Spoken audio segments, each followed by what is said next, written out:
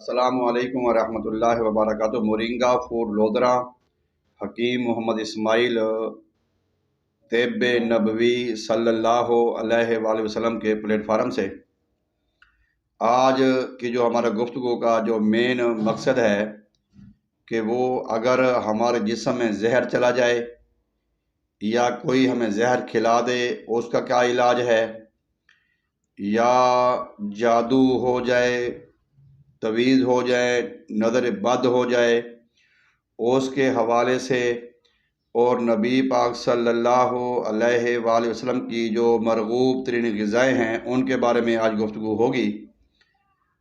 اللہ تبارک و تعالیٰ تمام بیماروں کو طب نبوی کے مطابق علاج کروا کے صحت یابی سے ہمکنار فرمائے۔ آج کی جو ہم نے آغاز کرنا ہے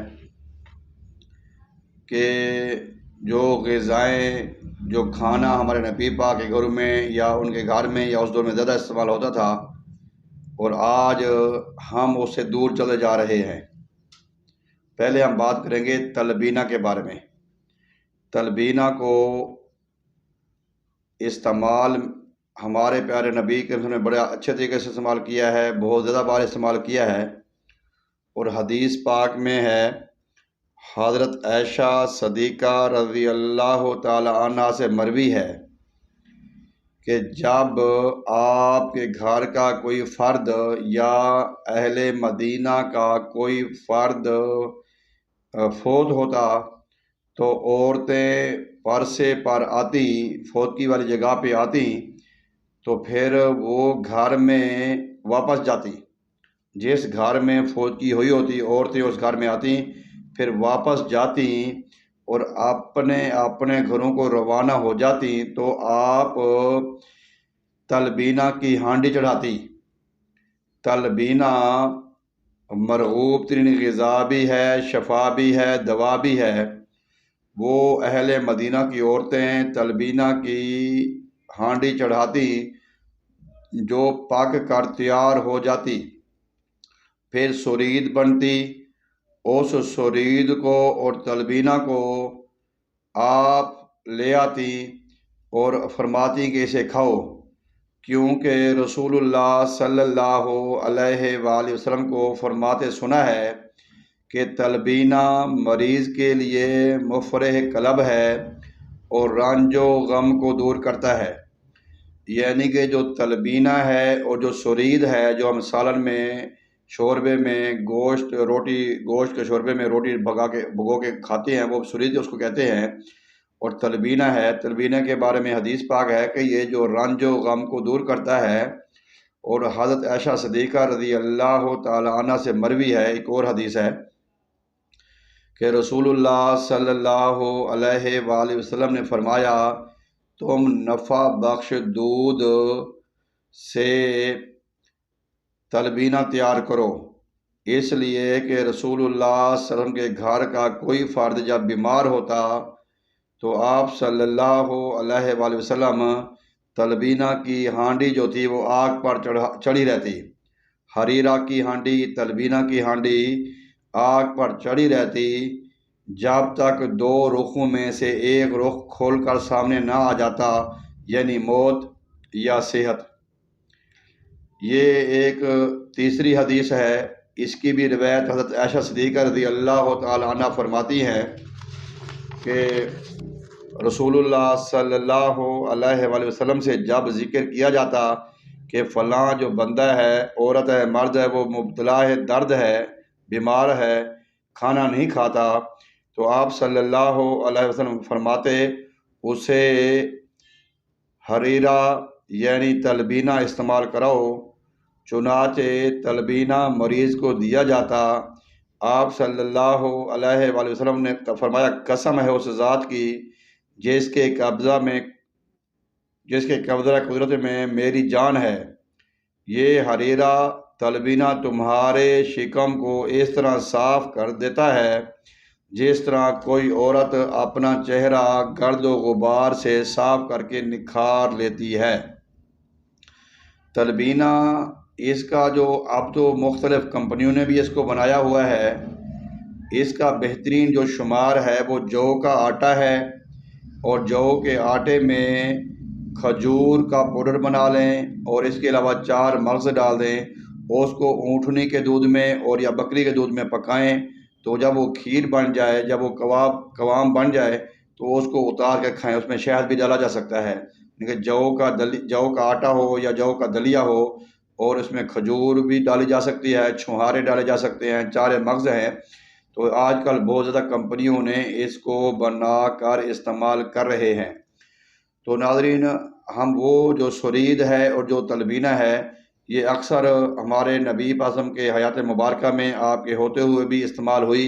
اور یہ جو فوتگی والے گھر میں جو عورتیں پکا کے جاتی تھیں اور جب ان کو کھلاتی تھی تو ان کا اس سے غم ہلکا ہوتا، بوجھ ہلکا ہوتا اور دل کو طاقت دیتا۔ خیبر میں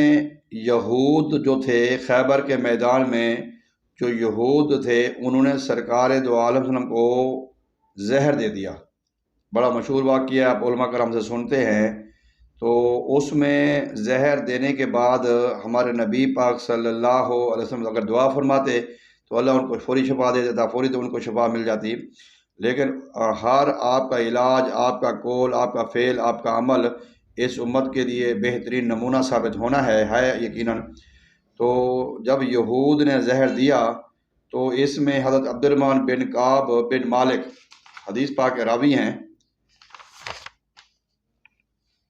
وہ فرماتے ہیں کہ ایک یہودی عورت نے خیبر میں نبی اکرم صلی اللہ علیہ وسلم کی خدمت میں ایک بھونی ہوئی بکری کو بطور ہدیہ پیش کیا۔ آپ صلی اللہ علیہ وسلم نے اس عورت سے دریافت کیا کہ یہ کیا ہے؟ اس نے جواب دیا، یہ ہدیہ ہے، صدقہ نہیں ہے۔ کہا کہ صدقہ آپ کھاتے نہیں ہیں؟ چنانچہ رسول اللہ صلی اللہ علیہ وسلم نے خود ہدیہ قبول فرما کر خود بھی کھایا اور اپنے صحاب کو بھی کھلایا۔ آپ صلی اللہ علیہ وسلم نے کھاتے ہی صحابہ کرام سے کہا رکو۔ پھر وہ عورت سے پوچھا، اس بکری کے گوشت میں تو نے زہر ملایا ہے؟ اس نے دریافت کیا، کیا آپ کو کیسے پتہ چلا ہے؟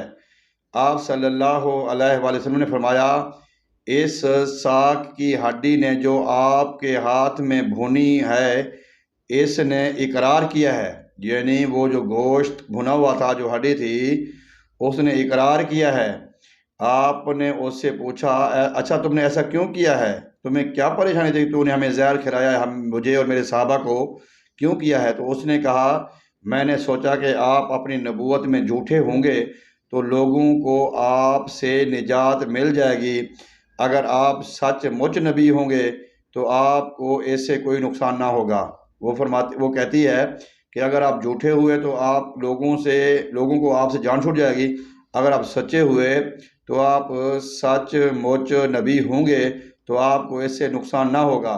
صحابی نے بیان کیا ہے کہ آپ نے اپنے شانہ پر 3 مرتبہ پچنا لگوایا، اپنے اصحاب کو بھی حکم دیا، چنانچہ ان لوگوں نے بھی پچنا لگوایا، مگر ان میں کچھ لوگ چل بسے۔ وہ جو خیبر کے میدان میں سرکار کو اور صحابہ کرام کو بکری میں بھون کر زہر دیا گیا، لیکن جب وہ سرکار کھا رہے تھے تو اللہ کے حکم سے بکری کے وہاں سے سرکار کو تو ہر چیز کا علم تھا، وہ تو قیامت تک کی خبریں دینے والے ہیں ماشاءاللہ۔ تو اس عورت نے جب زہر دیا تو جب آپ نے صحابہ کرام کو روکا، اس وقت وہ کھا چکے تھے اور کافی حد تک صحابہ اس میں چل بسے اور کچھ اللہ تعالیٰ کچھ محفوظ رہے۔ لیکن اس میں یہ حدیث پاک ہمیں ملتی ہے کہ سرکار عالم صلی اللہ علیہ وآلہ وسلم نے اس موقع پر پچنا لگوایا اور اپنے اصحاب کو بھی پچنے کا حکم دیا۔ تو اس میں رسول اللہ صلی اللہ علیہ وآلہ وسلم نے اپنے شانے پر پچنا لگوایا۔ اس جان لیوا اور زہر آلود کھانے کی وجہ سے جس کو آپ نے بکری کے گوشت میں کھایا تھا، آپ کو ابو ہند نے سنگی اور چھڑی سے پچنا لگایا، جو انصار کے قبیلہ بنو بیازا کا ایک مولا تھا، وہ حجام تھا، ایک طبیب تھا، اس نے آپ کو پچنا لگوایا اور آپ نے فرمایا، خیبر کے دن بکری کے زہر آلود گوشت کا اثر میں ہمیشہ محسوس کرتا ہوں، آخری وقت تک بھی آپ فرماتے تھے وہ میں اثر محسوس کرتا ہوں، یہاں تک کہ میری رگ جان کے کٹنے کے وقت درد تھا،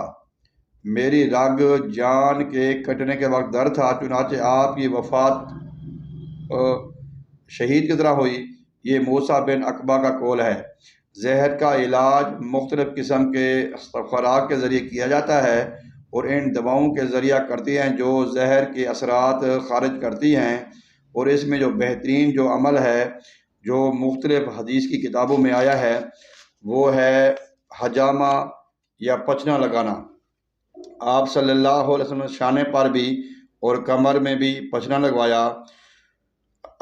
جب رسول اللہ صلی اللہ علیہ وسلم کو کوئی ایسی چیز پیش کرتے جو تمہاری خواہشات کے خلاف ہو تو تم اکڑ دکھلاتے ہو۔ تمہاری ایک ٹولی نے نبیوں کی تکذیب کی اور ایک گروہ ان کو قتل کرنا چاہتا تھا، اس لیے مستقبل میں اس کی توقع کی جا رہی ہے کہ اس کا انتظار کیا جائے۔ یعنی کہ نبی پاک اللہ تعالیٰ نے فرماتے ہیں کہ جب تمہیں نبی پاک جس کام کا حکم دیں، جس علاج کا حکم کریں، اس کو فوری کراؤ، اور جس سے منع کرے اسے رک جاؤ۔ بعض اوقات اس میں اس کا انکار نہیں کرنا چاہیے۔ حضرت عائشہ صدیقہ رضی اللہ تعالی عنہ فرماتی ہیں کہ رسول اللہ صلی اللہ علیہ وسلم پر جادو کیا گیا، اور یہ جو معاملات تھے زہر کا اور جادو کا، یہ ہمارے نبی پاک صلی اللہ علیہ وسلم پر ہوا ہے، اللہ کے حکم سے ہوا ہے، اور نبی پاک صلی اللہ علیہ وسلم نے اس جادو اور زہر کے جو اثرات تھے ان کو جو علاج کرنے کے لیے قیامت تک ہر آنے والے امتی کی اصلاح فرما دی کہ یہ دو موذی اور خطرناک مرض ہیں، تو ان کا جو علاج ہے وہ اس طریقے سے کیا جا سکتا ہے۔ یہ